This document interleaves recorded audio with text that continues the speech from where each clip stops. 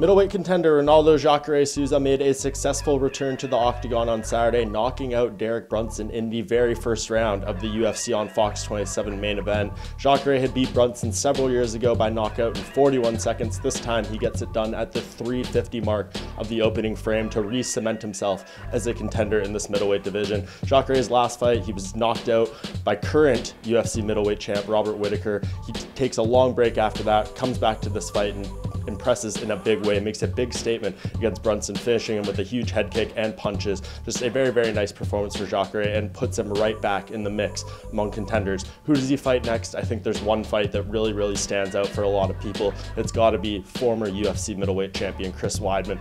This fight has kind of been discussed, talked about for several years. People would love to see how these two match up, both on the feet and the ground. I think that's the most compelling fight you could make. There's some talk about Kelvin Gastelum too, but Chris Weidman just beat Kelvin Gastelum back in July, and I know Gastelum's done some good work since then, but still, I just think Weidman deserves that fight more, and I think it's a more high caliber contender fight for this middleweight division. The only issue would be is if Chris Weidman, who is currently recovering from a wrist injury, is not able to make it back to fighting anytime soon. If he needs to take a while break, then Jacare probably wants to stay active. A fight versus Gastelum might make sense in that situation, but for now, I think after this huge finish by Jacare, you have to have that fight versus Chris Weidman.